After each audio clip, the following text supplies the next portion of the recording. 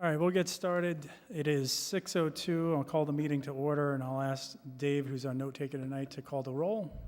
And I'll just remind everybody to please speak into the mics. I guess there was some complaints on the last time with the video that the voices couldn't be heard. So if you're speaking, if you could use the microphones. Dave?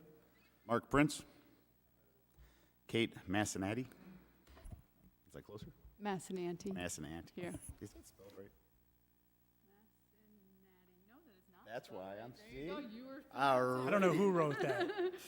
I've been getting abused for that. Brian Mahoney. James Manny. Chip McGarr is absent. Raquel is absent. I am present. Lucas Murray. Here. Present. We have a quorum. Thank you. Move on to approval of the meeting minutes. There actually are none. I'm waiting on some minutes, so you know who you are. If you could get them to me or Raquel so we can draft them up and get them posted, that would be great, much appreciated. Review, discussion, and action of regarding public correspondence. Kate, if you want to review real quick on what we've received and any comments?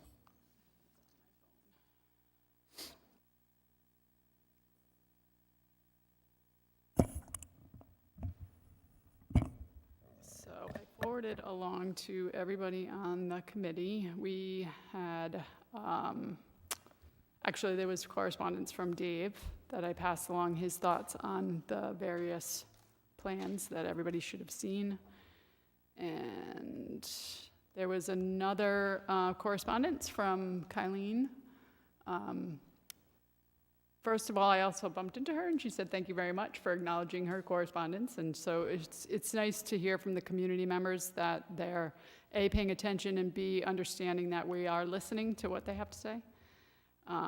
So we have Dave's, and we have Kylene's, and then there was another one that was sent along from Dorold regarding the Y property. Okay. Did anybody have any comments, thoughts on the correspondence that they want to put out there? No? Okay. I'll just put a couple thoughts out just for the benefit of any community watching. Dorals, I think, was on financial calculations, which I think we're going to get into anyway, and we'll touch a little bit about, we have Brian here. He's going to touch on a little bit about what we talked about yesterday with a meeting with our financial advisor. Dave had some great thoughts on the various different iterations of the project to date.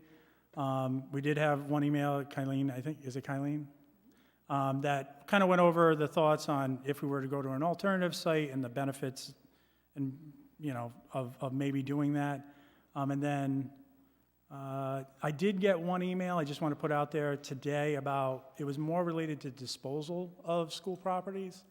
And that one I think I'll actually respond to on behalf of the town, because that's not really in our purview. We'll be, we're talking at a high level discussion about what if, but that is more of like what's going to happen down the line. So I think it's more of a town. So on that particular discussion, it was actually chatter that was happening in social media, and somebody suggested that she email the town, because I actually, which I normally do not do, chime in.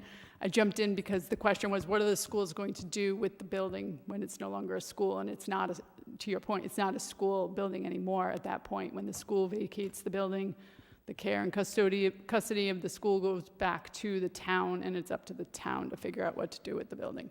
So. Good response. Exactly how I would have handled it. And So, no, that's the truth. it's the truth. We all know there's going to be a separate process on that alone, and that will be that will be beyond us when the other schools close, and then they actually get turned over to the town, and we'll have to figure out what happens to that. So. Anything else on that topic? No, but on that topic, and Jim, actually, just to keep it on your radar, I think one of the reasons why people are confused about what happens to the schools when they're no longer a school is because we have South Road School, and that's what we refer to it as, and it's sitting there, and it's, people just assume it still belongs to the school department.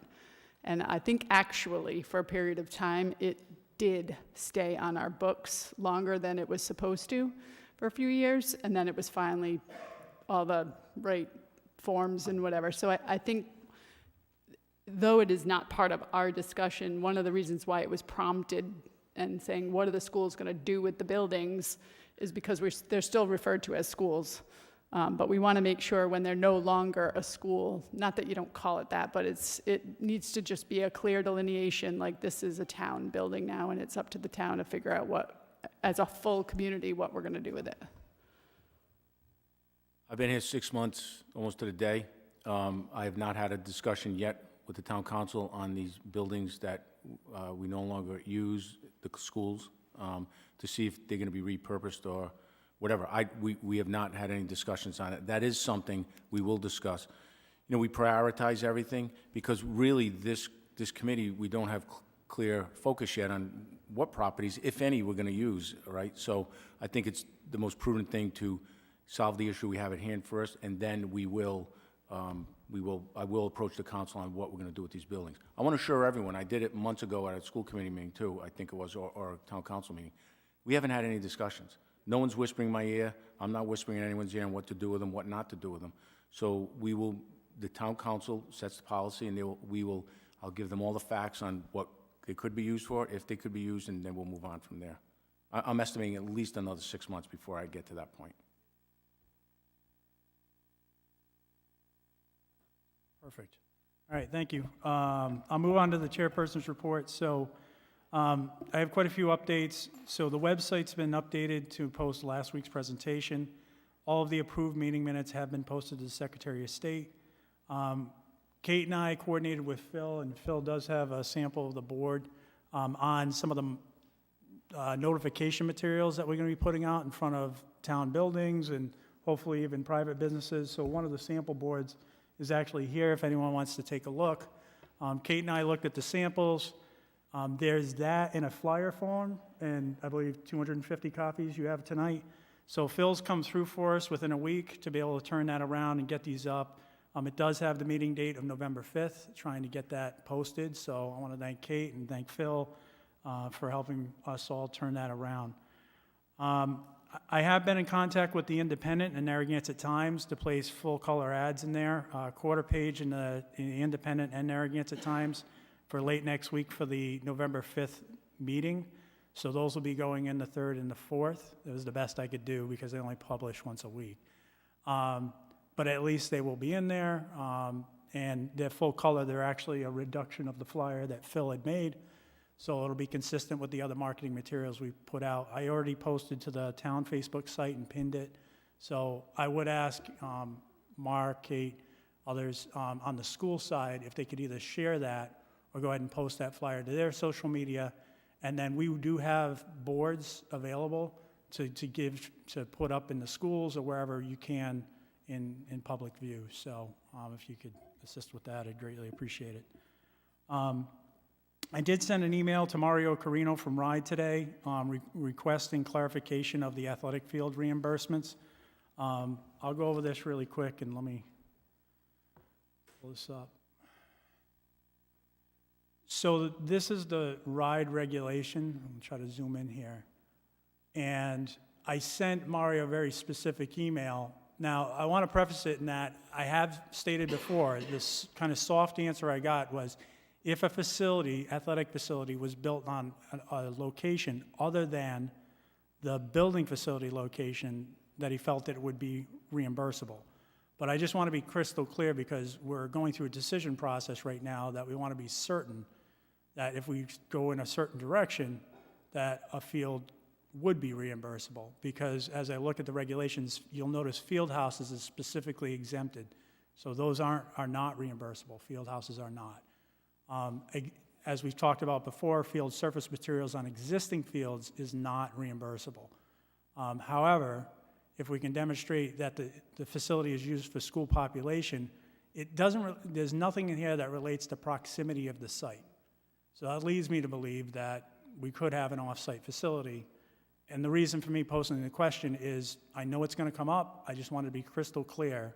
And Kate chimed in, and I appreciated the feedback, is we want to make sure that we let RIDE know that some of the facilities we're considering are indeed walkable. And that may or may not be an important factor to them. They may look at it as if it's off-site, it is or is not. I don't know. But even if you look at that, what you've highlighted, demonstrate that the facility will be used predominantly by the school population, it would be. Yeah, and Even then, if it's PE or not, even if it's, the middle school students can walk to it and use it for PE, or the high school kids, the kids walk to Old Mountain Field as it is. It's walkable to go a little bit further, but also it doesn't specifically say for phys ed. It's saying by the school population, that's what it would be created for. yeah, I guess the question is in the next paragraph, it says, "The demonstration shall include an analysis of need of physical education and sports activities based on the student population to be served by the To new be served facility." by it. So as long as their students are using it, and like I said, and not saying that it's going to be in that location near the rec center, but if it was, that's right near Broad Rock, and it's walkable from the high school. Yeah, I don't disagree with any of that. I think what I'm just trying to do is for the committee, my job is to get clear information back so you can make decisions. So we can be crystal clear. So I think Mario is going to be able to give us, like I said, I feel like that will be the answer is, yes, it's reimbursable, but it's always best to hear directly from them. I don't want, unlike some of the last process I heard, like we were getting different answers, right? Oh, no, Should yeah, come we want it directly right from from you. RIDE, and we should have it in writing. So I will get you that answer as soon as I get it. Unfortunately, I missed Mario's phone call today, so, If I may, yes. my interpretation of it and the interpretation of the team is the same as yours, and we included it in our proposal. Additionally, we included a plan to advance our PE program in the proposal, based on our interpretation of this. Okay, great. So like I said, I expect Mario's very good. I expect, if not tomorrow, early next week, I'll have a clear written answer on it. That way we can document it and move on. I think that, and then I did give an update to the town council. I iterated where we were in the process, the fact, that we're continuing to evaluate options and essentially committed to come back to them with, like we've talked about, what we can for options and the financial data. So, and again, if we can get on the next school committee agenda, we did have it on the schedule. I did send a request to Paula, the chairperson, and the superintendent to do that. So I'd be glad to show up, and obviously you're there. Have you managed to give any updates to? No, it hasn't been on our agenda, and we're not going to have another business meeting until the election, the votes are certified, so it won't be to the end of November. I think it was November 21st, whatever the last, the Tuesday before Thanksgiving. Okay, all right. So whatever that is, I mean, I think we just want to make sure we're giving due effort to get in front of the committee. If they want us, I would hope that they want the update to make sure, and hopefully they're watching too, but it'd be great to get the information to them because there will be some, if they want any input, it'd be good to have that in front of them. It's November 22nd, I guess. November 22nd, all right. All right, we'll move on. Item B, so debrief of project financing meeting with PFM. So Brian's here, who's the town finance director. I asked him to come tonight to kind of just give a high-level brief on what was discussed yesterday. Just so people know, I was in the meeting, town manager Manny was in, Superintendent Prince. We had Raquel Pellerin, school finance, Brian, and myself. And Brian, you want to just give a quick debrief? Okay,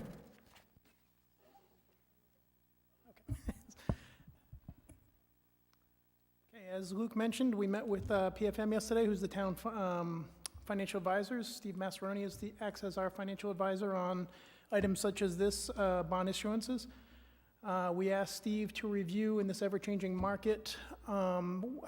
Previously, we've used as an estimated interest rate of 4.25%. We've asked him to review that. He felt confident in our meeting that is still a good rate for our proposal, but he will continue to monitor that and review that. We went over some of the proposals that are currently on the table, so he's aware. And we mentioned that as time goes on with these meetings and the proposals come into focus and where the committee will be going, we'll be back to him to update the proposals. We went over, excuse me. We went over what the town is seeking for reimbursements for RIDE, so he's aware of those and make sure they're incorporated as well into our proposals. We also asked him to incorporate into the future proposals the pay-as-you-go option that is included as part of RIDE. And finally, we asked him to review, with the scope of the proposals that we are considering in terms of financing, we've asked him to review that, and we've asked them to review the proposals and how they would be reviewed and received by rating agencies to ensure that any proposals that are on the table and being considered would not negatively impact the town's bond rating. Thanks, Brian. What I put up here is really what you had created last time, which was a high-level view of the impacts of different bond amounts. So what PFM would be slated to do is really dig down. They do these for many other communities, is do analysis, and they'll do a similar analysis, probably drill down a little bit deeper. But it was good to know that, you know, the market still, we're holding at, you know, what do we say, 4.25 to 4.5. But interest rates have certainly risen. You know, a couple of years ago, you could float a bond at 2%. The good news is the town has a high bond rating. I think you said, what, Johnston floated bonds recently, and they're at 4.5, and they're not close to the bond rating we are. So, you know, right now, we have no predictability on where things are going to go, but the hope is that we come into a fairly reasonable climate where we can execute bonds at a reasonable interest rate. We don't have a crystal ball, but I think working with PFM, they're good at looking at these on averages and working with us through the financial process. So they'll, you know, as soon as we define projects, and what they're going to do is not only look at our bond rating levels and the impact, because obviously you go bonding money, it could affect your bond rating. So they're going to determine the TRIP threshold that would affect our bond rating, so that's important for council to know. And then they'll also determine the different thresholds, and that will boil that down to the tax rate impact. So that would go with the potential options we're looking at. That can be done in a very similar format. We can just run the numbers at different round levels, so 50, 75, 100, 125, 150. And then our projects, as presented, will fall somewhere in those categories. So we don't have to necessarily nail each project to, you know, 90 million or 91 million and some odd dollars. You know, I think one can infer based on the round numbers between the thresholds. So that's, anything else? All right, so we'll be working with PFM over the next month. Does anybody have any questions on that process? All right, perfect. Okay, so then we will move on. So we want to allocate the majority of tonight to Studio Jade and what they have to present. So Phil, you certainly have the floor.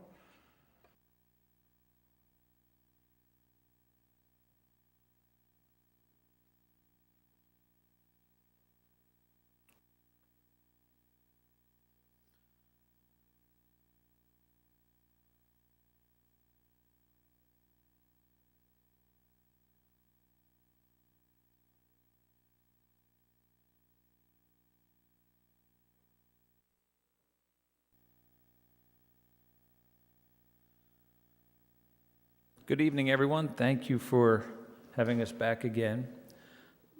We have a pretty robust presentation, so there's going to be a lot of information, and we will stop and ask questions as we go from section to section, and we may have to go back and forth, and that's okay. So for our agenda this evening, we want to continue the discussion on the high school scenarios. I think it's important that we start talking about some budgets at a very high level that may impact decision-making. We do have a draft selection matrix. We'll talk about that, and then we'll talk about what the next steps are. So for the high school scenario discussion, we think it's important to talk about the existing building and the possibility of renovations there. We presented a variety of new build options previously. We're going to spend a little bit of time talking about the existing building. And we'll talk about that athletic track and field and the physical ed options that are available. So this is a colored floor plan of the existing high school. 3 levels. The main level is the result of many additions that create quite a complicated and circuitous circulation within the building. It's very hard for the principal to administer. That's one thing we heard many times when we were there last week meeting with the principals and the educators. This is just an aerial view of the site and a little bit of a massing model of what's there. And when we started to look at the building, following our assessments of the physical plan and talking with the educators as well, we wanted to start at a very high level. What is valuable? What is bringing value to this building? We certainly do not think that the CTE programs, the wood shop and that garage and then the maintenance shop, has little value in terms of renovation. Is it a candidate for renovation? We would say no.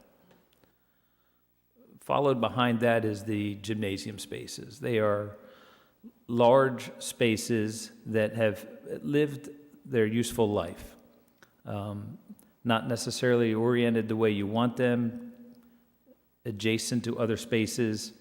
We don't think those gym spaces bring any value to the building. Next is this cafeteria and administration component, which we really think was added to try to connect all of these pieces together, which does not function from a supervision standpoint at all. We do see some potential value in the original bar building. All right, it's a pretty predictable building, rectangular in nature, probably has a very organized structure and a rhythm to it that's pretty simple and clean.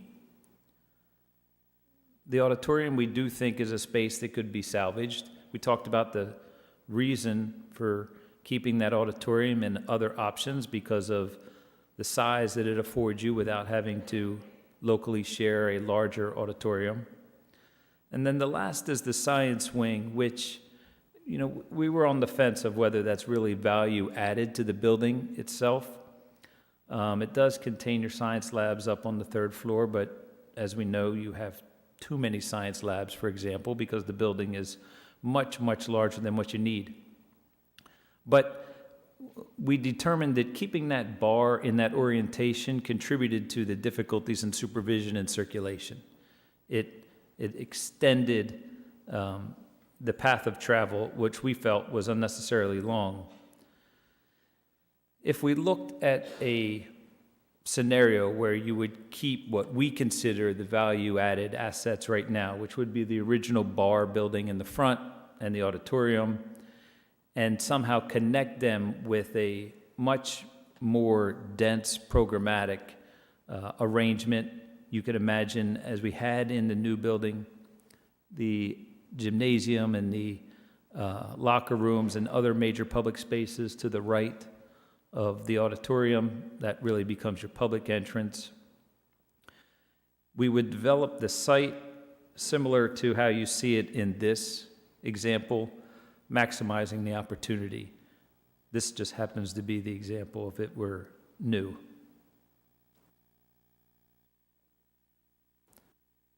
We would keep the 3-story mass in the front, the mass of the auditorium, and infill in between. I do think in this particular scenario and in the scenario where we retained the auditorium, you are essentially reorienting the entrance along this side where that white arrow is. Now, at this time, a renovation project is not our recommendation for a couple reasons. One, in a significant renovation project, you will encounter a number of unknowns. We're going to talk about the costs a little bit later in our discussion, and we want to be aware of how the value added is perceived by keeping maybe that bar building in the front.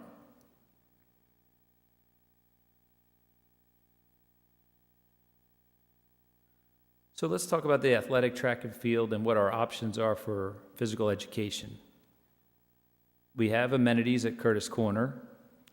We have town property adjacent to Broad Rock and the rec center.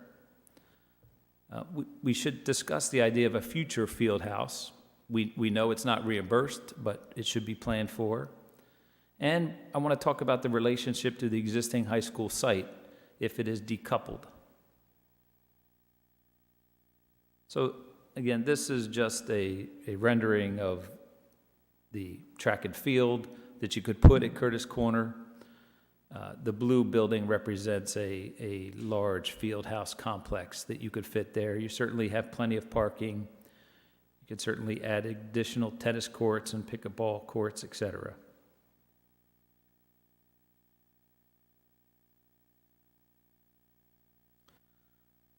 The town property near the rec center and Broad Rock, we're currently showing the stadium. It fits. We also have a field house component that may actually could be, that activity and function could be supported by the rec center. We do think it would be important to have some kind of connection between Broad Rock and the remaining site for cars, for additional parking. Now, this is very close to a wetland area. So upon further investigation, we know it fits, but it might not go in that spot. I could easily see that sliding down a little bit to avoid any wetlands, and maybe moving the parking to the other side of the track and field that we're showing there, in that direction of the arrow.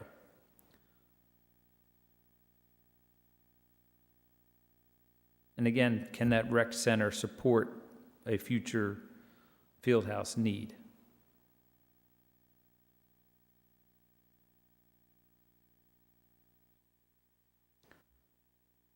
We wanted to determine how far that complex would be from the high school. Obviously, it's very close. It's adjacent to Broad Rock, but it's about a 15-minute walk, less than a mile. There is an opportunity for a trail and an off-road path, the trail that Luke, Doral, and I traveled a couple weeks ago. So I just wanted people to visualize the proximity of that property. And then, unfortunately, off the image is Broad Rock. So I don't know if there's any questions on the athletic component right now.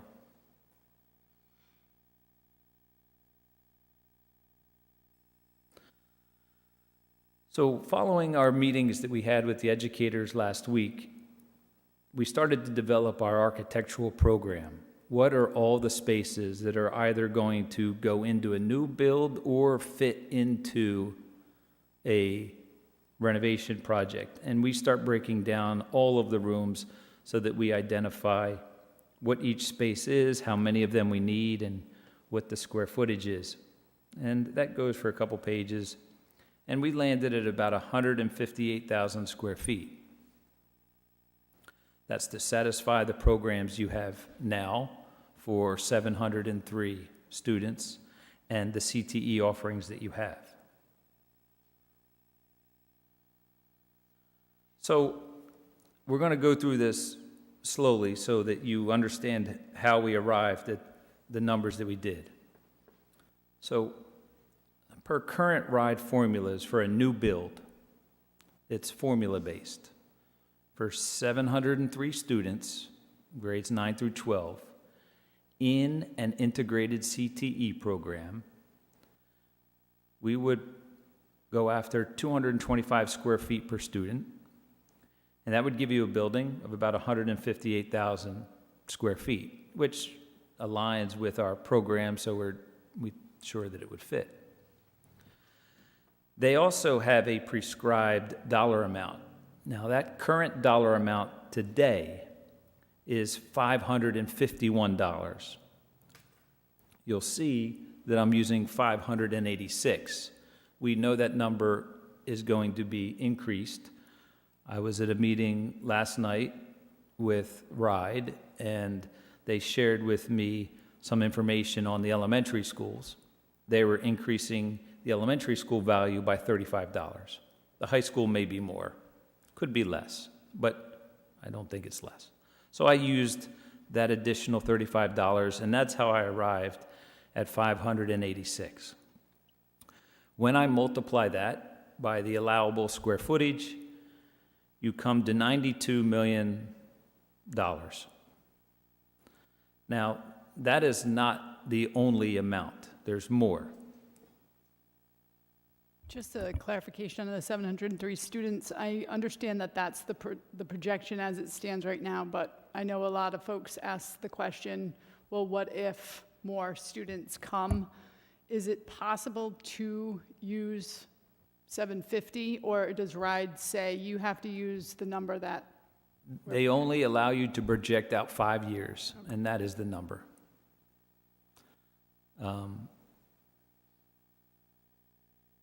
So, in addition to that base amount, RIDE also supports and funds furniture, fixtures, and equipment at $2,100 per student, technology systems at $3,000 per student, building demolition, and site remediation. So in this next chart, you see how we arrive at a total project amount that RIDE would reimburse. There are a number of costs here. First is the hard cost, then there's the soft cost, and there are certain percentages that RIDE allows. That's this 80% for hard cost, the 20% for soft costs. You arrive at that $92 million. And then to that, we add furniture, fixtures, and equipment of about $1.4 million, technology systems at $2.1 million, land and building purchase, right now I'm just carrying 0. Building demolition, I place this number in here of $2 million. And site remediation, I put $50,000 in there right now. Those are just placeholders for a total project amount request of about $98 million. This is all formula-based. Typically in submissions like this, where we get some pushback, is they sometimes question, and this is RIDE School Building Authority, they sometimes question the building demolition costs. They could certainly adjust that themselves. Site remediation costs, they sometimes challenge, but everything else is formula-based. So you may have some questions, because I do. Is a project cost? Now, this is a project cost. This is everything. This is all you get. Is $98 million enough to build 158,000 square feet? And our assessment currently is no, that it is not. So then what? What are your options? You locally fund the difference, or you build less. This is a challenge that is facing at least 3 or 4 communities right now that are struggling very, very much with the actual cost as opposed to what RIDE will reimburse. So a local and current case study for a new build of a CTE high school for 775 students at 180,000 square feet is approximately $116 million. However, that does not include furniture, fixtures, equipment, technology systems, AE fees, soft costs, or other owner costs. Where they're coming in at $645 a square foot, it's more like $838 a square foot for project cost. So this community is struggling significantly because of the gap in funding. So our current assessment of a new build for a CTE high school for 703 students at 158,000 square feet with a track and field is approximately $140 million, $885 a square foot, and this is the all-inclusive, including escalation number. This is your total project. This is everything that you would need to execute this project, absent any land or purchase, because that's still a 0. So how does this look financially? Well, your desired project cost may be $140 million. The RIDE allowable reimbursement is $98 million. And that delta, that difference to be funded, is about $42 million. This $40 million number is not uncommon when you get into these high schools. About $40 million was the delta that East Providence had when they executed their project. I believe this $40 million is very similar to what Rogers and Newport, Johnston, Cranston, they're all suffering from a gap that is in the tens of millions of dollars. When we look at trying to value engineer a project to get it within budget, 5%, no one will even notice. 10%, people may start to notice, but that's about it. Anything more than trying to value engineer 10% out of the project, you have to remove scope. You have to significantly reduce the building. Yes.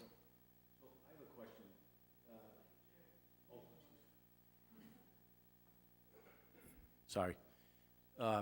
Say we're at the 52.5% max available reimbursement. So that 140 million would be, say it's in the area of 70 if you use that number, but why is it RIDE allowable reimbursement of 98 million? So am I making an assumption that's wrong? I'm trying to figure out how you're So calculating. if the total cost is 140, and the max reimbursement by RIDE, if we got that, would be 52%. Let's not talk about the percentage yet. RIDE will only recognize 98 million, and they will pay their percentage on 98 million. So it's the recognized portion's the 98. Correct. The recognized portion. You could, like East Providence had a $40 million delta, and they locally funded that. They bonded for more. One of the things that we'll talk about is, I think that may be the next, so how do you reconcile this difference? You have some options. You can factor it into the financial forecast and the tax burden. You may have available surplus funds to reduce the bond amount. Bond premium, although that's less favorable probably going forward, maybe not.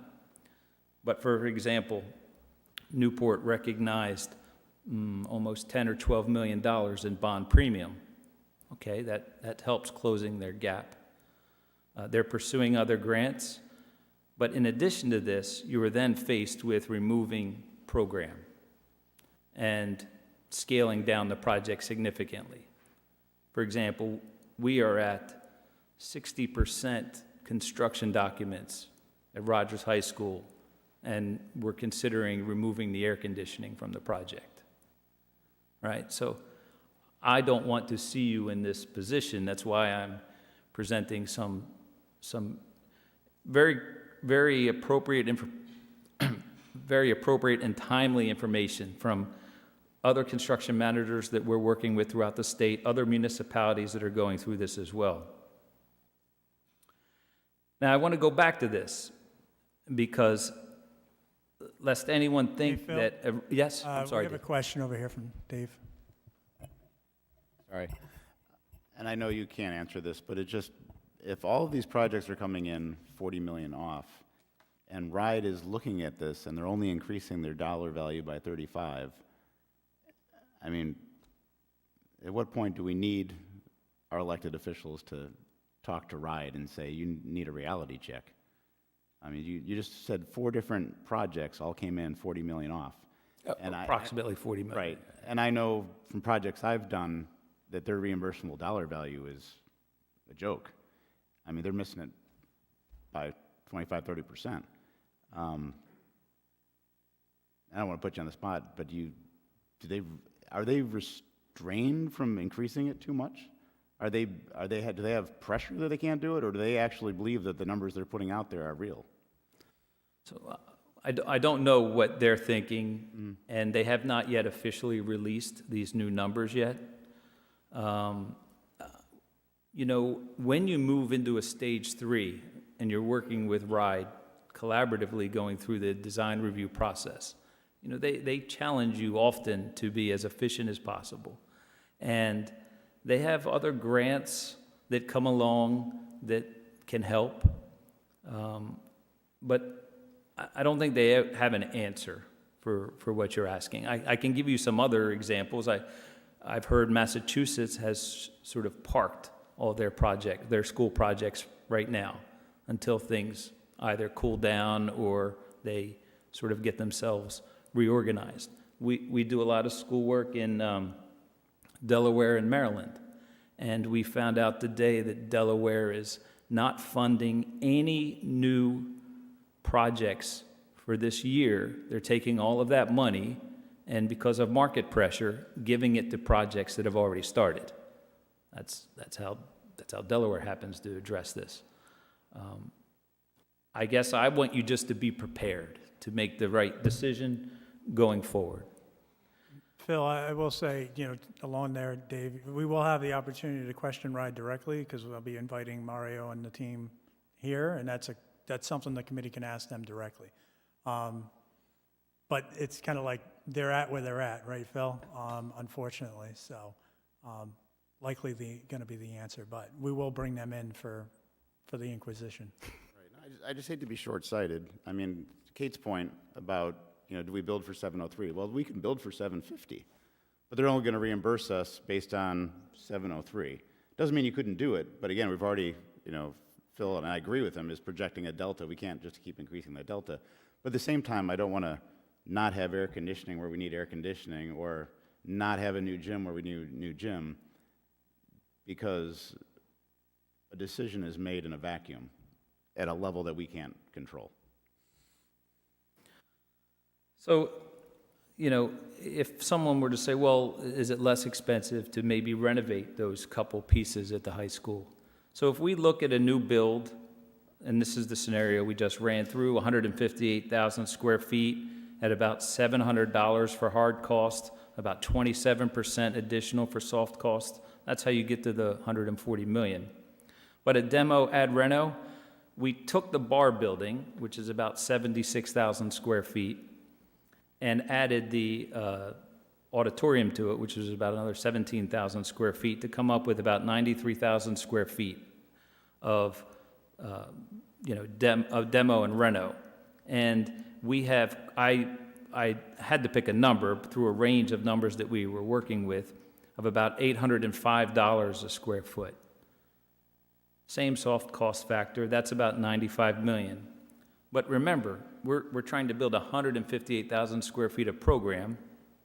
I have 93,000 square feet of existing building, and at that point, the only thing worth keeping is really the structural shell of that bar building.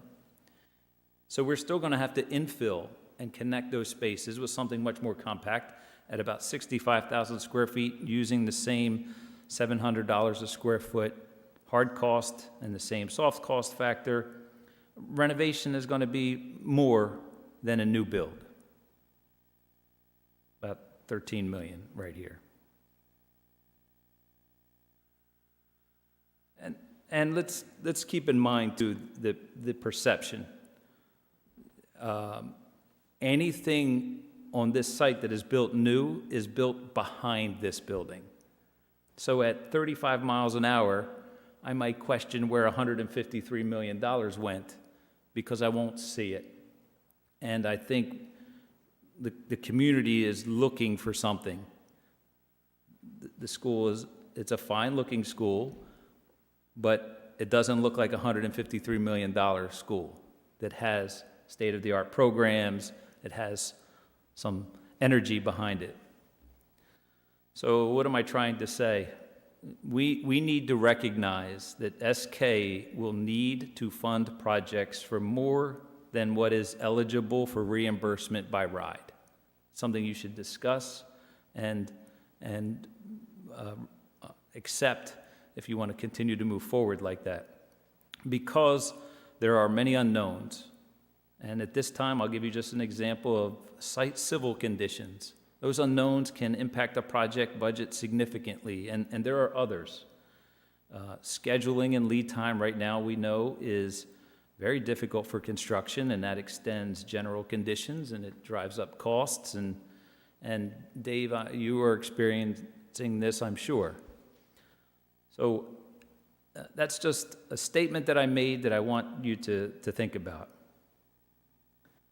When we started this presentation, maybe a month or two ago, we had thought that we may be around 145 to 150 million at the base level. And that's where we're landing, I'm afraid. What are some project options? Well, you could do a low-level project, $50 million, say. Selectively demolish and construct maybe a new gym and some small CTE areas and perform some deferred maintenance. It will minimally impact the student-centric spaces. We know that there's 50 million in deferred maintenance already at the high school. So you can do something smaller, but it may not achieve the goals that you've set for yourself. Unfortunately, the next step is a large step, which is what I'm calling a mid-level project, which is just to build a new high school with a track and field. And that location right now is really insignificant in terms of the cost. Whether this new build is on site A or this new build is on site B, it's going to be very close to the same. High-level project at maybe 155 million is this new build with the track and field.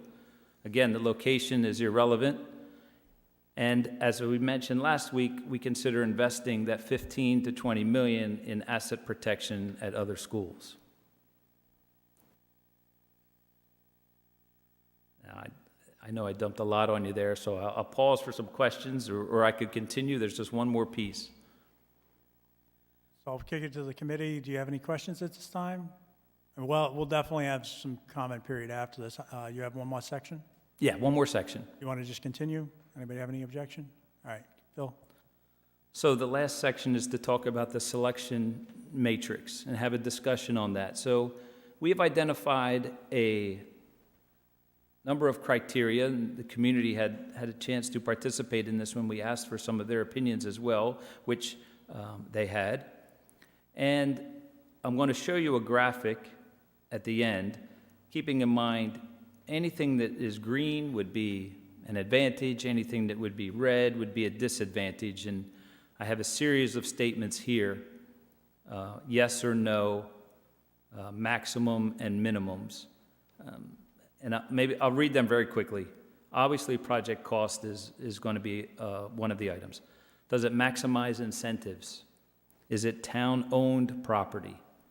Is there an ability to construct an athletic complex adjacent to the high school?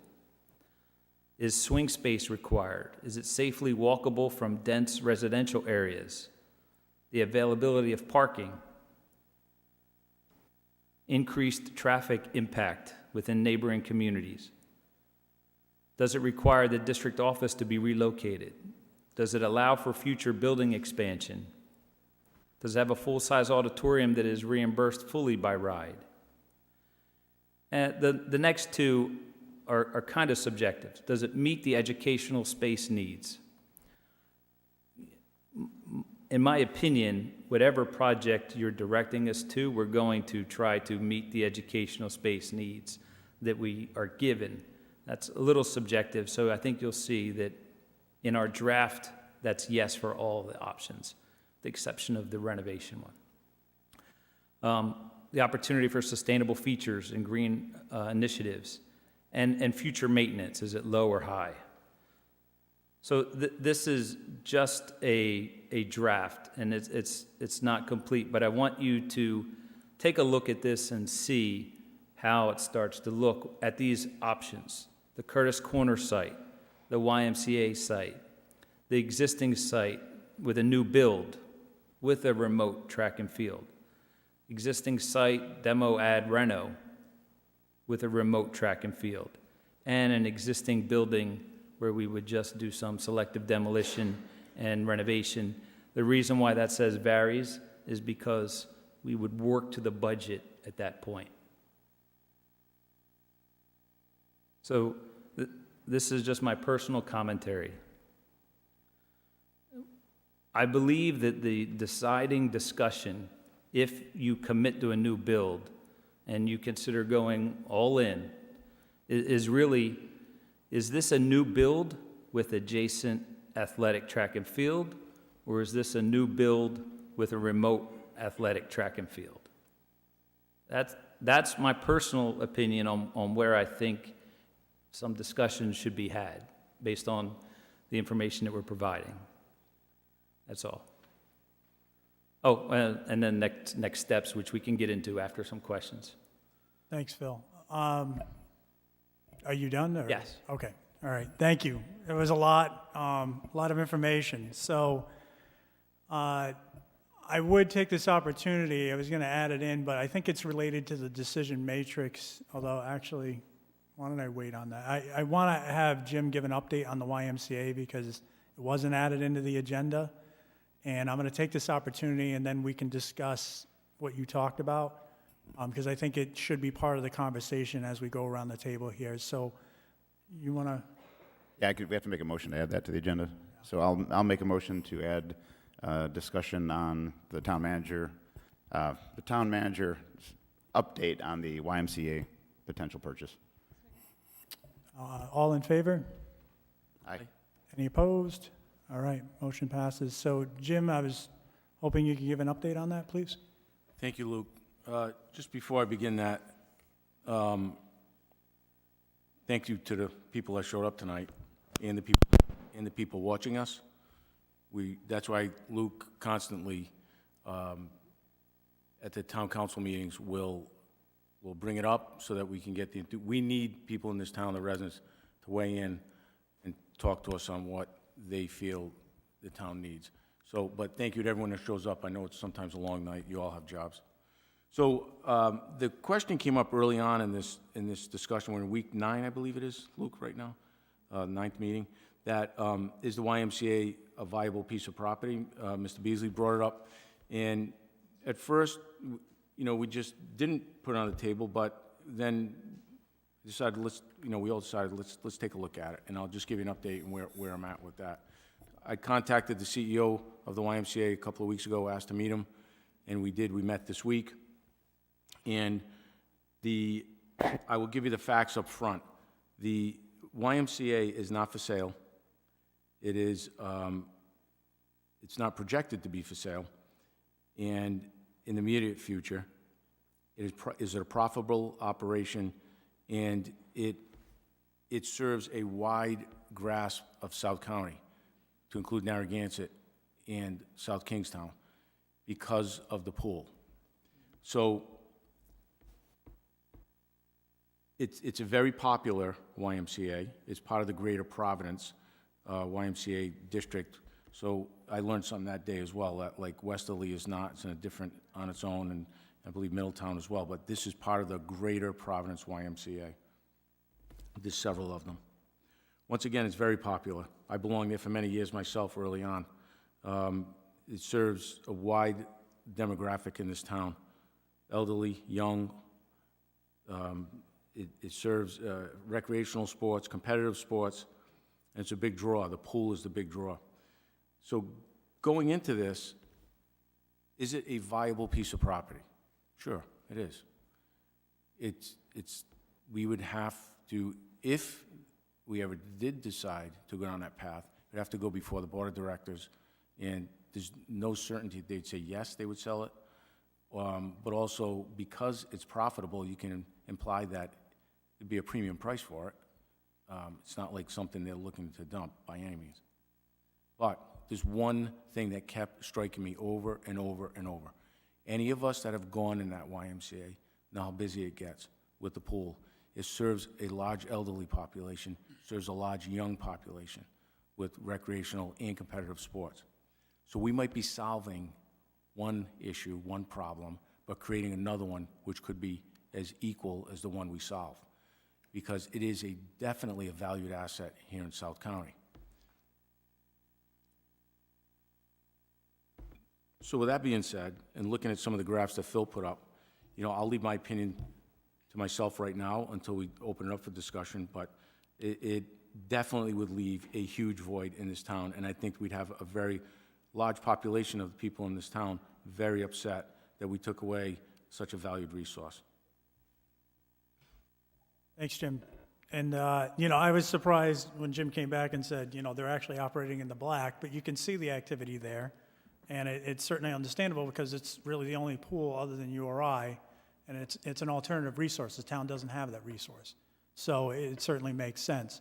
So I just wanted to put that out there for discussion. I think it blends into the matrix and the discussion, and, I'm hoping to come out of tonight with at least some tangible decisions on where we're going, because we need to at least start moving in a direction, not fully, but at least, start making some thought process on where we're going. So I'll go to my right. Dave, certainly anything you have to say. Thanks again, Phil, for going through all that. And, saving the high school at the front section, the bar section that you talked about, the 3-story main section, that was something I looked at, and I thought, there's potential there. Knowing the costs we're seeing right now in steel and concrete, the ability to cut that down to the shell and already have an existing foundation, an existing structure with a roof, obviously not a permeable roof, but the structure of a roof. I thought that would be good. And I'm not sure I totally agree with your prices, that it would be more expensive, but I can't prove that it would be significantly less expensive, based on your experience, to see that as a savings worth pursuing. And you make a very good point about the view from the road, although you could change the front to maybe School Street, but you're right. It's going to look pretty much like the same school for the majority of the audience.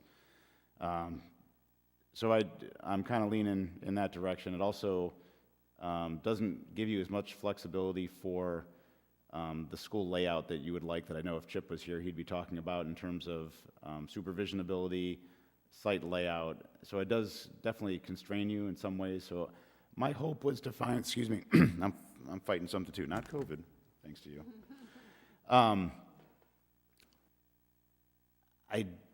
I don't think there's enough, my whole point was if we could find enough savings to bring the bond value down, find enough savings to do the athletic complex, I don't think it's there. So I agree that I think we need the new school. Where I disagree is whether or not we need to do the athletics now or if we could defer them. And I'm 100% in on athletics. I think it's one of the main drivers to keep the families in the community, and I really want to find a way to do this. But I also don't think we can afford a $150 million bond, so I would be looking for other sources of funds, whether there's savings within the schools, on their operational budget, whether there's outside money. I don't know where it is, but I agree, new school. I would absolutely love to see new athletics facilities. I just don't think $150 million is going to be the appetite of the town council, in my opinion. Thanks, Phil. I'll move on to Kate. I do have one question along those lines, though. Estimated cost out of that $140 million, because it was brought up by Dave, what chunk of that do you feel is the athletic complex? What did you weave in? Based on estimates that I've seen on other projects, we're probably in the range of 6 to 8 million for 6 to 8 track- million of that track and- 140? Yeah, of that 140 is track, field, site improvements, everything that make that piece work somewhere, right? We're at 132 to 134 without Yeah. athletics. Okay. So it's the Phil Conti Athletic Complex or Shade Studio Athletic Complex? I'm just saying. Nice pitch. Kate? So to Dave's point, when we do look at, a lot of times we get compared with Narragansett and even Prout with their new facilities. Those two facilities were private funded, or at least partially private funded. They had a huge fundraising organization put together for the Prout new field and field house, and Narragansett, if I'm not mistaken, was 50% privately funded. So it is something that we could put on our radar, but again, I don't have any questions, just thank you for it. I've seen a few people wiggling in their seats out there, so I'm more curious to what the community has to question, so. Brian? Similar to Kate, thank you, Phil. It was a great presentation, and for now, I don't have any questions. Thank you.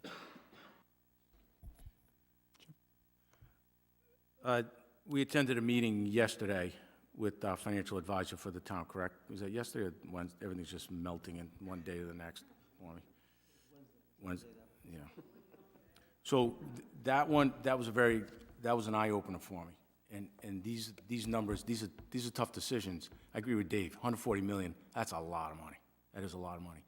This town has the highest bond rating in the state. It was because of our fiscal conservatism that we got to this point, right? But one thing that I could not get a definitive answer from our financial advisor is, at what number, well, let me back up. We could bond 210 million, max. That's because of the recent reval. We were at about 157 million prior to that with the old revaluation prior to this new one, bond capability. But at some point, the amount we borrow could affect our bond rating. I can't see any scenario that we would jeopardize a bond rating like the one we have. So I don't know that number. So we need to get that number to make sure we stay in those parameters. Because what good is that? Not only will taxes go up because of the number, to borrow, everything we borrow for would also be more expensive. So those are things we need to get answers on fairly quick. I don't, the other thing that, and I can't get by this, but it just bothers me, could we have picked a worse time to build? A year ago this October, it was 2.25 bonds to build. Now, if you just do rough numbers, fuzzy math, whatever you want to call it, so that number, the 140 million, would have been maybe 70 a year ago that we would have had to, that we would have had to bond half. So I'm not saying the construction cost, I'm saying whatever number we were paying in debt would have been half. So I think the slide that you had up, Ryan, 125 million was it, 150 million was $11 million debt service per year. So we would have been paying maybe 6 a year ago if we borrowed that much. So that's something I'm having a tough time getting over. But Phil, I do appreciate what you're doing. I mean, you're giving us all the facts. Ultimately, it's going to come up to the town council to decide where we're going with this. Thank you. Mark?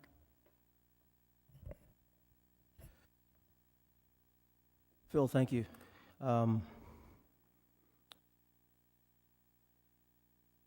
would like to take a look at some of your programming that you had up in your original slide, just to see where our numbers may differ versus what the committee kind of discussed.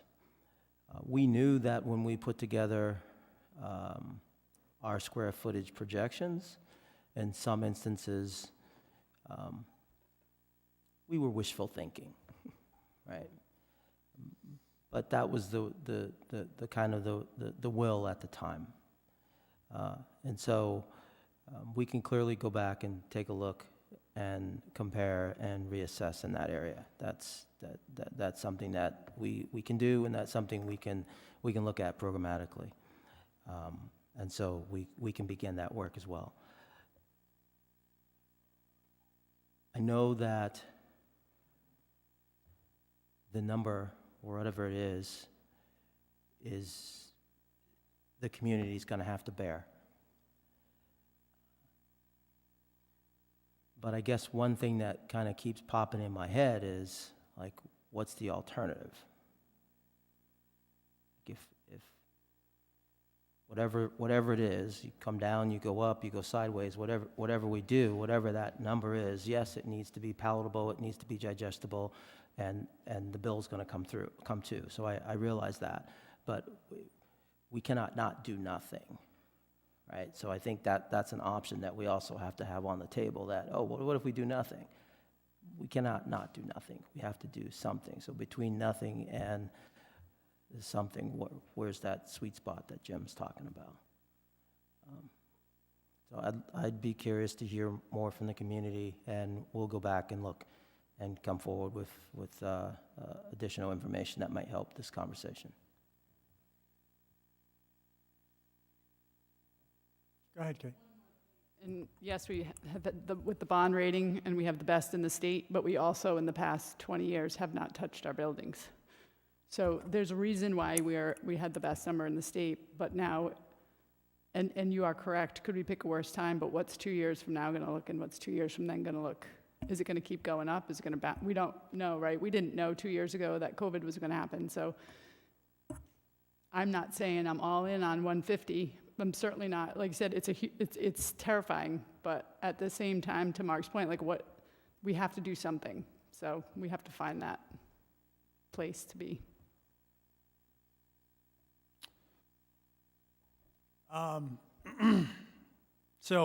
First, thanks, Phil. You gave us a lot to chew on. Just so everyone knows, so they're not in the dark on this, I had asked Alita Hall from Gilbane to come and speak.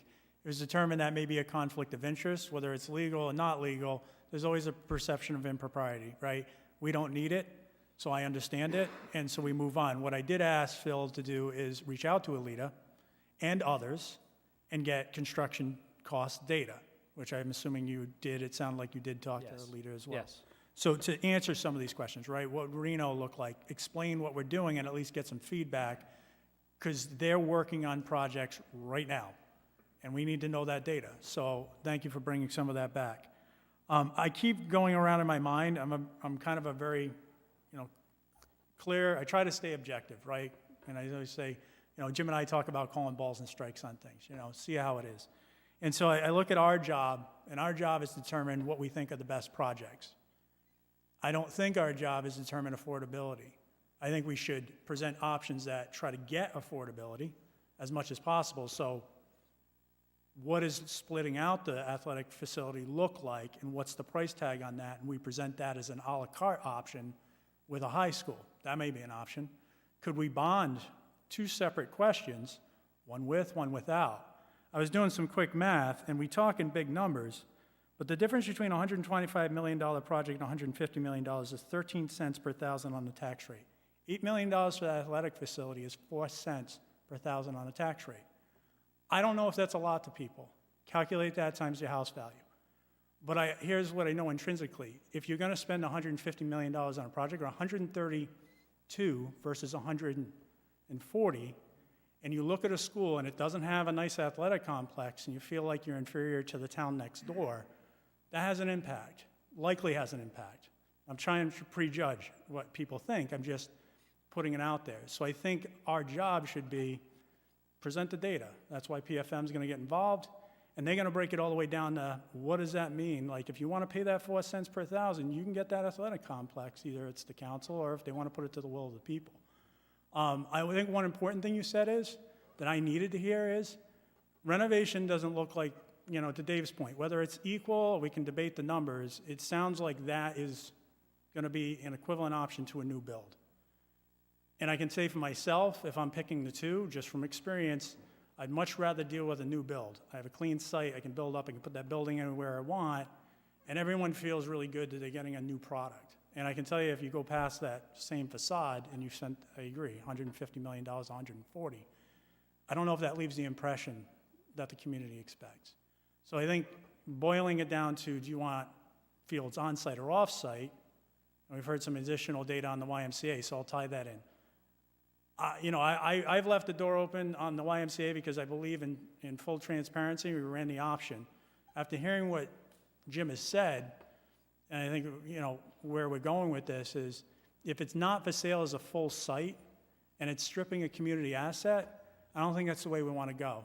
I already brought up, we know there's traffic issues. There is. Broad Rock's going to experience even more with the addition of students, and that's likely to happen. So we have enough hurdles in front of us. So personally, I think, I would be fine with taking YMC off the table because of the additional data. And I'm not saying from a planning perspective it would be a fine site.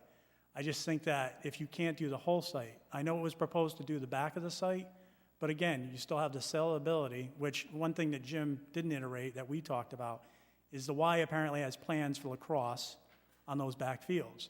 So it's not like they were not using them. We asked. So it's not something that they, it's just vacant land. Their intent is to start doing programming back there. So stripping away that asset, I just don't, for me. So then it comes down to what?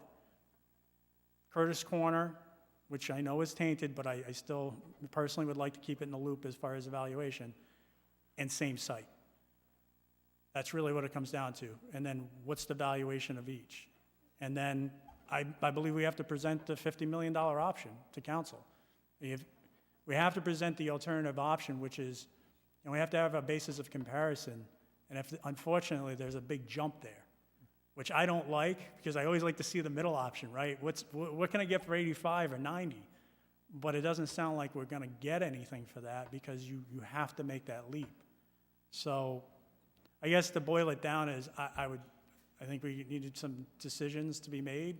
I don't know how, I'm putting it out there because I want to force people to start thinking about decisions. We got to start honing this down. So I'm very clear on where I stand. Y-Site, for me, is out. Curtis Corner is in an evaluation, and I'm going to let the data drive, and I think my goal is to let council weigh in on community affordability and where they sit on it, you know. We'll present some options and say, here's what it is, and let it fly. And then if we're asked to make adjustments, and unfortunately, what I'm hearing is the only way to make adjustments would be to reduce the program, and we're already at a base program. So that doesn't leave a lot of value engineering option. So that's it. I'm sorry, I took up a lot of airwaves, but I want to be very clear on where I stand on everything. So with that, I don't know if that forces any more conversation onto the table. Yeah, I will. I just, anybody else from the committee? Okay. Phil, do you have any follow-up comments before I go over to the community comment? No, just what our next steps should be, which would be to, as you just mentioned, eliminate some scenarios that are not worth pursuing, take a deeper dive into the financial scenarios. One thing I could tell you from doing a lot of these referendums and bond planning activities is that people really want to know, what am I getting and how much is it going to cost me in my taxes? That's really it. I know we're throwing out $150 million, but let's talk about that. We're looking to get over half of that reimbursed. So now the sale price to South Kingstown is like whatever half of that is, $75 million. Then you have the opportunity for pay-go, which you could use to pay down what you're going to bond. So your bond amount could be less too. So there's a lot of options, and I would encourage you to dive deeper, and you already are, so you're doing that. But the sooner you get to the sale price and what it's going to cost the person, and you attach that to what they're getting, that's the easiest way. Recognizing bond rating and bond limits and everything else. And then the last thing is that in preparing for the community workshop, we should discuss of what that's going to look like. We are going to meet next week, but the workshop is on the 5th, so that was all. All right, thanks, Phil. Appreciate it. All right, so we've left some good time, I think, for community comments, so I'm interested to hear from community tonight. Anybody who wants to come up, just please come up to the podium. Come on up, the world. Yeah, I would ask, try to, I'm going to ask, you mind timing it? Dave's such a good guy. He volunteers for everything. I'm going to cap it at 3 minutes tonight because I do want to hear from others and make sure that we have adequate time. If you want to come back up after everyone's done, then we'll bring you back up. And it's a hard 3 minutes, Doral. And anybody else. I'm going to hold it to it. It's no offense, but at 3 minutes, we'll bring you back up. Go ahead. Are you going to turn the hourglass thing over now? Okay. All right. Here's a heaping spoonful of reality. We have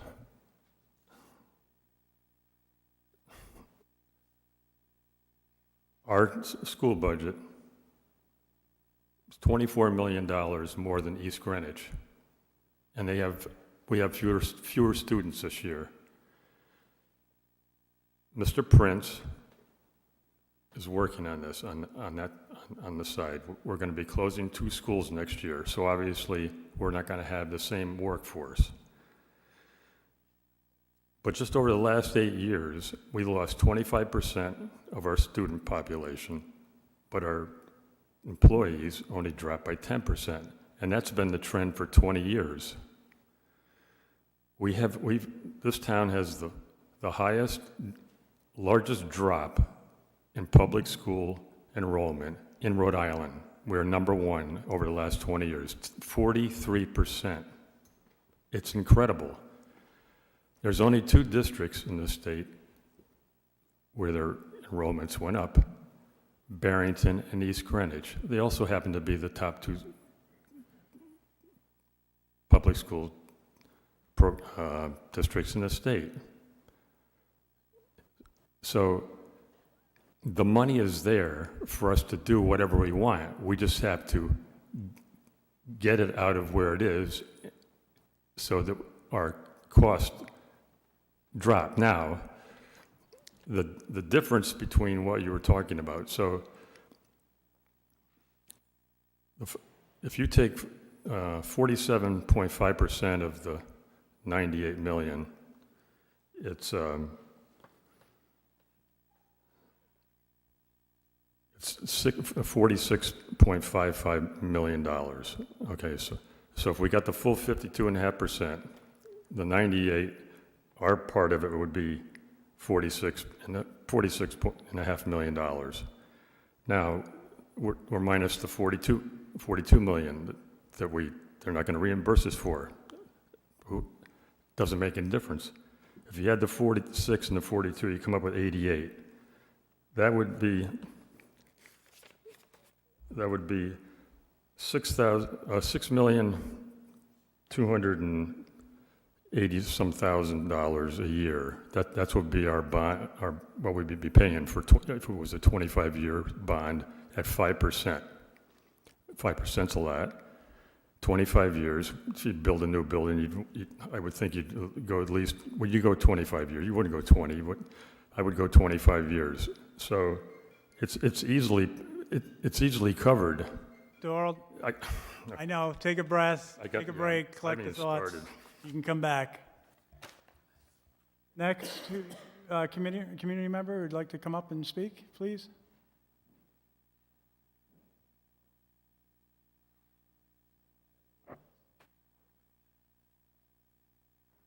Cord's no match for me. This microphone, on the other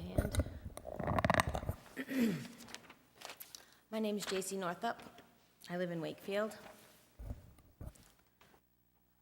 Thank you for the presentation, top notch. I've been watching the meetings on TV, but this is the first time I've been able to attend. I just wanted to say, let's take a real fresh start and not a biased fresh start. Curtis Corner Road makes the most sense as the site for the South Kingstown High School. You'll hear a few folks say the people have spoken and they don't want the high school at Curtis Corner because the bond failed, and that is simply not true. We were in the middle of a pandemic, in addition to polarizing local politics and national unrest when the last bond was voted down. The previous plan was complex and involved multiple buildings. It involved an architectural firm that had long lost the trust of the community, if it ever had it to begin with. It included renovating the current CCMS building, which many saw as putting lipstick on a pig, no different than renovating the current Columbia Street School, in my opinion. It included additions to Broad Rock, which are no longer necessary because so many students have chosen private schools and our enrollment is so low, we no longer need these additions. This year, 130 new kids were enrolled at the elementary level at Monsignor Clark alone. Last week, this committee determined building new and renovating cost approximately the same, and in some cases, building new is less expensive. These factors change the game and make building a brand new high school at the Curtis Corner site the best option. The most obvious reason is our athletic fields are there. We would have the campus we want and need to be competitive with our neighbors. We already own the land. The building will be empty and therefore will eliminate any swing costs associated with temporary placement for students while construction takes place. They simply stay at Columbia Street until the new school is finished and ready.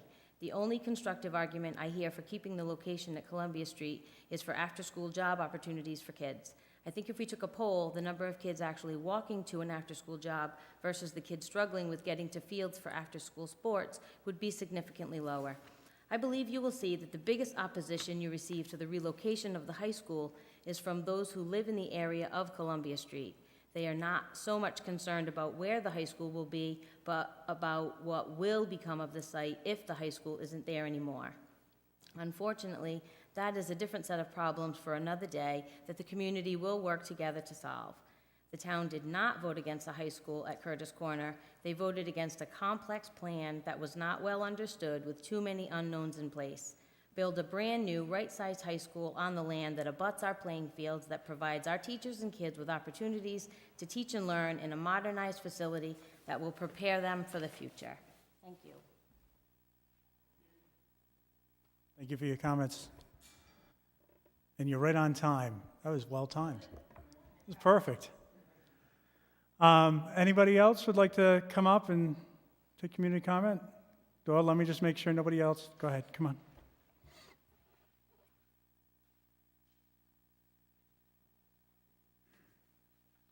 Thank you, guys. My name is Will Litvin. I live at 104 Old Mountain Road in Wakefield, and I have 2 kids in the school system, age 14, freshman in high school, and age 11 at Broad Rock. I also sit on the Parks and Recreation Commission with Dave, and I just want to thank you guys. I know that thank yous are in short supply these days, and we really appreciate all of your hard work on this, and obviously with the community forums coming up, I'm sure a lot of people will see the work that you guys are doing, so kudos to you guys. And thanks, Mr. Manny, for your comments about the why, and that's why I'm here. I would like to see that option formally squashed for a number of reasons. I think the loss of a community asset would be a huge loss to the folks that utilize the Y, my family included. And I have a couple notes. I am in support of maintaining and improving the Columbia Street location for a number of reasons. The other sites, in the Parks and Rec Commission right now, we're dealing with a lot of the walkability, and BPAC, which is the Bicycle and Pedestrian Commission, has presented a wonderful master plan to the town that could hopefully guide our planning moving forward to maintain and improve our connectivity. And having the high school, and I understand all of the limitations with regards to our buildings and the tough decisions that have to be made, but I understand the importance of a campus setting for the high school, and we actually have that with the high school actually being in town right now.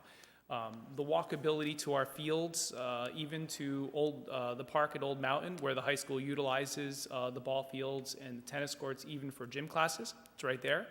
A short walk to our awesome recreation center, the fields, Old Mountain, direct access to the William O'Neill bike path right from the high school, and also maybe a benefit that the Columbia Street location isn't spoken about, but really the local business owners in town, to have the benefit of the student body being so close to not only patronize them, but also, I understand, after school jobs and whatnot, it's also very important. The reason why I'm asking that the Y option be kind of formally turned down at this point is that, and I talked to Dave about this, the traffic issues that are going to arise on Broad Rock Road are going to be significant, especially with the changes to Broad Rock Middle School. Dave mentioned the possibility of having to look at my street, Old Mountain Road, as a future ingress if that were to come to fruition. We're sitting on tons of ledge. I live right in town, and I'm on well and septic, as are my neighbors. And the reason, Hold that thought. no problem. Stay, just in case, because I didn't see Okay. many other hands up. Yeah, no Okay, problem. you do it? All right. If you could hold that thought, come back up. You're welcome after. Thank you.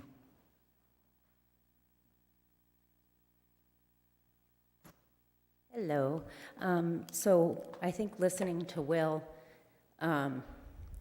brought to mind for me that although I think you talked about, Phil, a couple of weeks ago, we know that the high school at the existing site functions as a high school, and regardless of what people think about the neighbors wanting it to be a high school and the neighbors in other areas not wanting an impact to their neighborhood, that matters. Changing the landscape of the community and you all deciding that a high school should go on Curtis Corner and perhaps there might be a light on South Road because of it, or a high school now maybe off the table at the Y, but Old Mountain Road is impacted by that. That matters. And so to say that the school department gets to decide that they're going to change neighborhoods and make an impact is a big deal. It matters.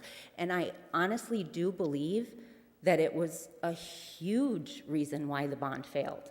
And I know personally people in Taft Hill did not want a high school at Curtis Corner.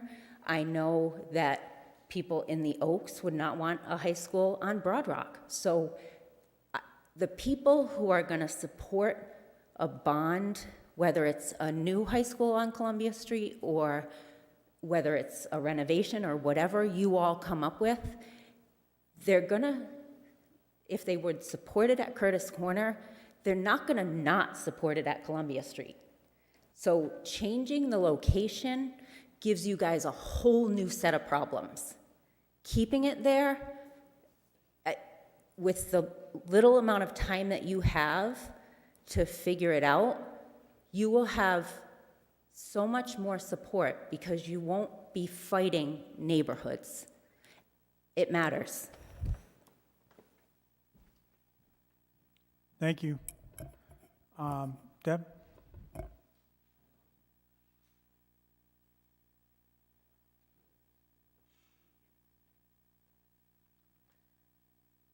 So I just have a couple of cautions, I guess. One, I just need to make the point that 30 people came to the first community forum. I don't want that to be the only information we use to make and drive the decisions. I will point out that 100 people came in February of 2020 when the town was talking about moving it off Columbia Street. So to base any matrix on 30 people when it was heavily weighted towards parents is a little concerning. Second, I caution to talk about the implications of the tax rate as, oh, it's only just 4 more cents on top of X and Y and Z. So while it might not be a lot of money, because it's only 4 cents, is it 17 cents plus 4 cents plus another 2 cents? So I don't like saying that. It does sort of burn a little bit.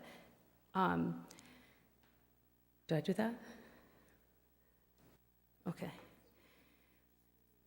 And I do believe that we need to, I lost my train of thought because I hit that. It's gone now, I think. So the tax rate, and really, I think I should say this, there's very few people here representing residents. And so when we talk about what the community wants, we need to have the community represented, I guess, because there's nine people here. We've not even had full representation. I'm quite worried about the decisions in general. We need a project that we all can get behind, and I'm a little concerned in general about that. So I'm going to come back to wherever my thought is. I feel like it's gone, but it'll come back to me. Thank you, Deb. I do want to clarify one thing. When I talked about the 4 cents, and just this is for everybody, right? I'm not saying it's insignificant. I'm simply pointing out a fact, right? And that fact will eventually be brought to council for their consideration. So I don't want to be interpreted as that I'm somehow making, or the committee as a whole is making that insignificant. It's the data, right? And whether that's good, bad, or indifferent will be decided not by us. I remembered. Yep, I have 1 minute. So a lot of what you talk about today is also including a track and a field. And I just want to say, I worry about we're adding, we haven't built the cake yet, and we're talking about the frosting and the sprinkles. And so for me, we need to get to the fundamentals. I look and read about the scores everywhere. Reading and math scores are down everywhere. We need to make sure that we're programmatically teaching our students. We can't, the best and the brightest may leave and move on. We need to make sure that we're providing the basics in the schools, and that's what really concerns me, that we're focusing on where will the track go. I'm like, let's have science labs. Let's make sure we're teaching all learners. Like, go back, way back just to the fundamentals, because I think getting distracted by a track and where the track is supposed to go in a field house is really concerning to me. I think that's phase 2, but that's my opinion as a person. Also, go back to the 4 cents. 7 out of 10 homes aren't ever going to have a child at that school and pay that money. So we want to build something that the community is going to get excited about, and to me, that's where I would be thinking about the demographics. Thank you. Thank you. New person in the back? Kylie? Okay. Hi, Kylie. Come on up. Hi, Jennifer Demetric. I'm here as a parent, but I'm also here to represent my parents that live in this community, and they don't have children in the schools. They have grandchildren, but they don't want their tax rates to go up either. They are living on a fixed income, and so I don't see myself as just a parent wanting more for their children.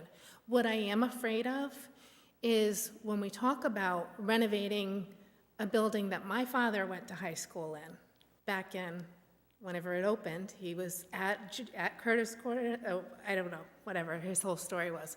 But he, excuse me, I don't want to see this town be asked to borrow a large amount of money and have it look like the face of 1954. That is not going to be an appealing measure for anyone. People who are also watching this on TV, it's not just the people in this room that are listening and know what's going on. There are people out there that are watching these meetings. We can't say that we're the only ones, that we're the ones having this, the say in this. People, we're constantly working. There's signboards being put out at public areas. There's things going into the newspaper. People are going to have their time to say something. And I'm just going to revert back again.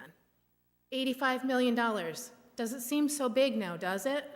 We haven't had any change since we shot that whole thing down. But every year we wait, the number's going to get higher and higher. And we don't have the choice to do nothing. So we need to allow people to explore the opportunities that we can do to make this right. Because we need to do something. Doing nothing is not an option. Doing nothing makes it more expensive. It hurts our children. It hurts our town. If we have good facilities, people are going to want to live here. And I brought up something, and I think it was one of the community forums. We also have the potential of having a universal pre-K potentially thrust at us. And if we take the buildings that we have now and that we are using, and we try to kind of fit them, if you think about that main building of the high school, if we try to just move walls around and rewire, I just don't see any of that happening. Thank you so much. Thank you. All right, do we have any new hands raised? Mike? I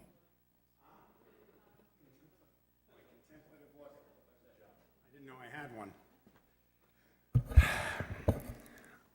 listening to what the members of the committee have said and what some of the comments have been, I think what everybody is struggling with is dealing with history and dealing with values. We've come through a very difficult 2 or 3 years, only partly due to the school system. Everything else has been up in the air for the last 2+ years. The values part of it is there are competing values that the community has to deal with. For good, bad, or ill, the charter set out who this committee was going to be. That's the way the government set it up. You're the group that's dealing with it. It is going to have to go to the council. It's going to have to go to the committee as well. But concern about the bond rating is absolutely part of the value that has to be taken into account. I don't think anybody, I haven't heard anybody seriously question Phil's presentation. The options are there, the costs are there. There isn't a lot of dispute about it. And anybody who has been through the buildings, particularly the high school, because that's mostly what we're talking about, knows that we need to do something. It was, when I first got appointed to the school committee, the first thing I did was I asked the acting superintendent at the time and Chip to take me through the building. He took both Carol and I through the building when we were first appointed. And it was, number one, it's like a maze trying to get through the building. Number two, while it's solid and good bones, has good bones to use Dave's term, it's clearly showing its age. And one of the most striking things when I went through the building and Chip was giving me all the details was that it was built in 1954. And when the town grew tremendously in the 80s and something had to be done, we didn't build a new high school. We added on to what we got. That was a convenient, cheaper alternative at the time. When the town continued to grow in the 2000s, we added on again. That is an original building and 2 additions plugged into it. Somebody made a comparison to Frankenstein. You just add another bolt. You add another body part. It has reminded me, for folks who are old enough to remember this, there was an old Amoco transmission commercial where the mechanic would come on and talk about coming in to see him and fix up your car. And he said, you can pay me now or you can pay me later. And if you pay me later, it's going to be more expensive. That, I think, is the point that we've gotten to. Luke made a good point earlier, and I think that's part of the discussion, is taking options to the voters before you even get to a bond issue and say, here's what we've come up with. Bring the voters in and let them decide. I never like to interrupt somebody when they're saying I made a good point, but in the interest of fairness, if you want to stay up, I just got to make sure there's, okay. But thanks for the comments. Do we have any fresh hands in the crowd? All right, then we'll allow everyone to have one last go around, and keep in mind we're at 7:40. I do want to leave a little bit of time for the committee to zip up, so allow a few more comments and then we'll conclude.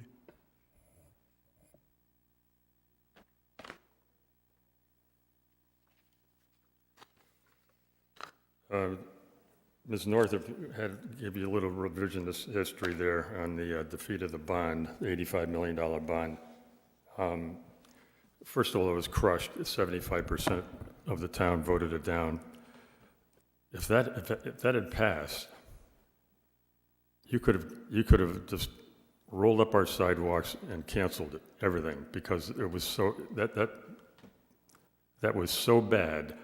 It had $350 per square foot to build that new high school, half a new high school at Curtis Corner, $350.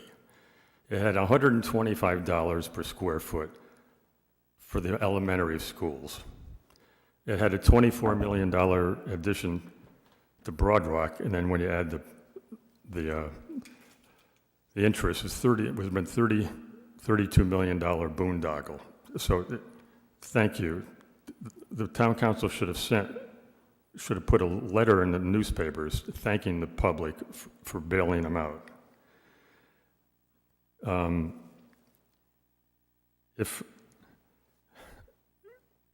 are we going to start the, I know there's all these pieces, right? You got elderly people. I'm elderly, okay? I live on a fixed income. So you have fixed income. You got families with kids in school. But we have to do this for our children and our grandchildren and for generations that are going to come after we're all planted in the ground.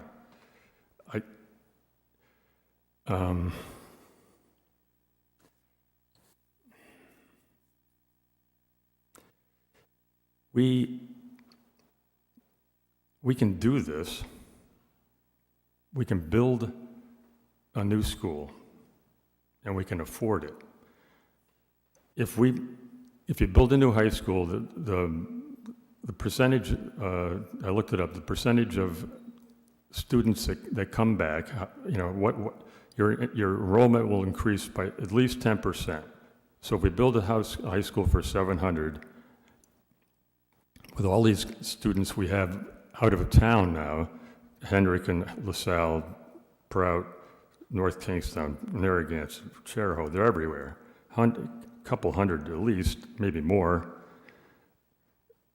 You can expect 10%. Also, we're surrounded by 5 communities: Narragansett, North Kingstown, Exeter, Charlestown, and Richmond all have a border that it runs up against South Kingstown. If we build a new high school, we could bring some of those students. $18,000 per student is what we're paying this year. If we bring if we bring those 70 back and 30 more, Doral, you can't shrug me off. You gotta. that's $1.8 million. We're running against the time. I have another hand up. I'm going to allow this comment. I don't see any other hands, so one more, and then we're going to have to zip up. I will remind everyone, we have another meeting next week. We have an email. We do read for comments, and we also have a full workshop, which will be 95% dedicated to community comment only. So I don't want anybody to feel disenfranchised. Come on up. I promise, this is a quick thought. My son was just redistricted. We moved from a school where we were right across the street and then to the other area. It's going great so far, so just want to say that, thank you.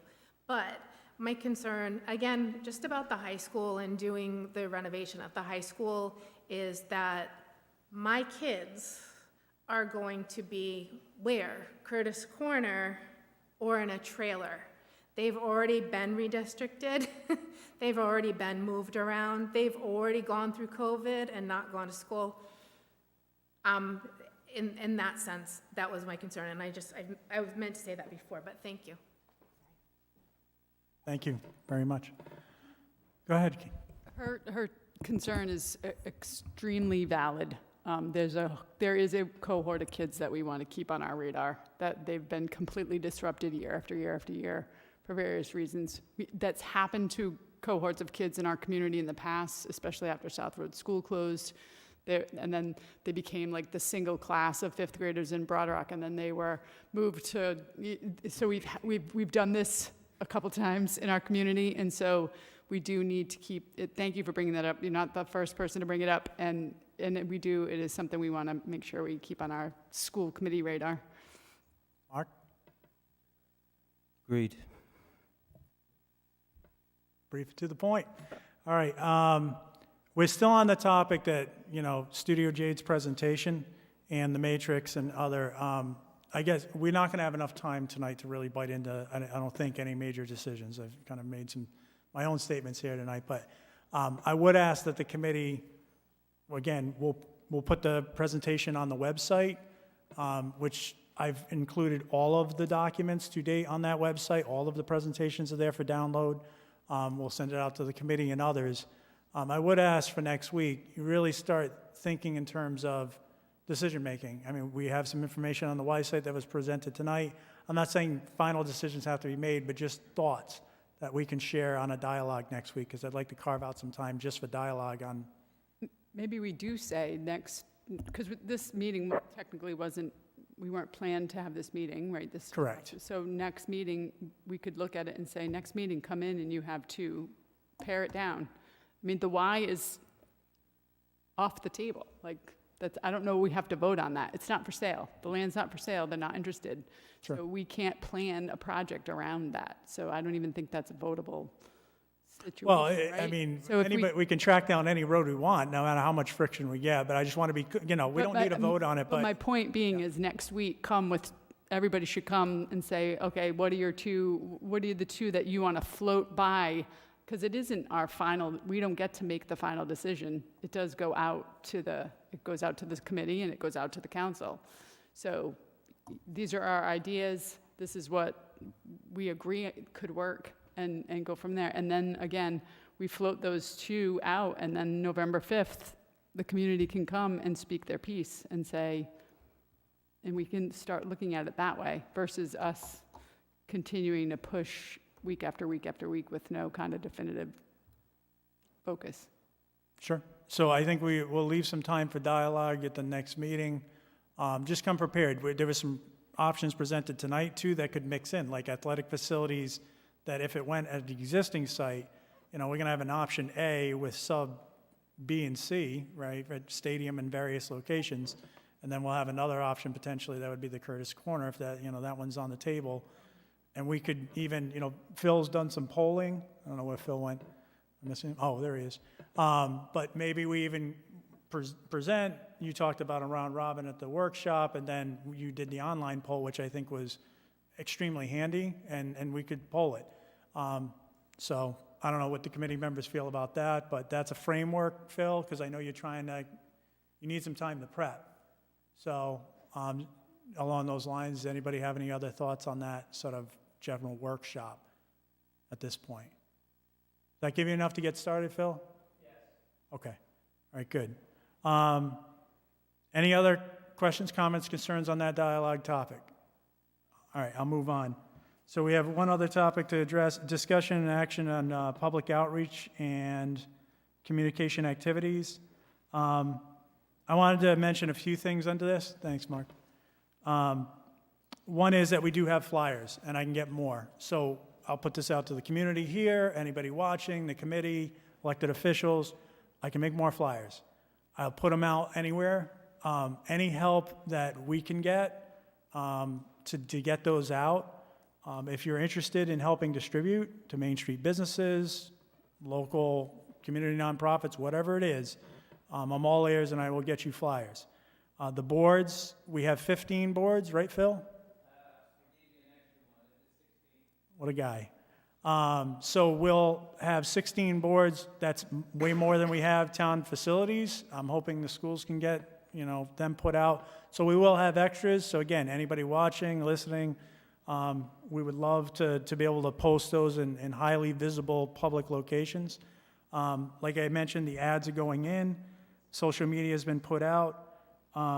I've also sent an email to some of the liaisons to the boards and commissions to get the word out as well, especially like committees like the EDC may have an interest, and others, BPAC, et cetera. So I think it's important that we're trying to distribute that network. I know comments were made tonight about trying to get the community engaged. I think what the committee can do is try, right? Do all avenues of approach. We can't drag them here. You can drag them here as a community. So I'm asking for that. I'm asking community members to look left, look right in the community and actually say, this is important, come.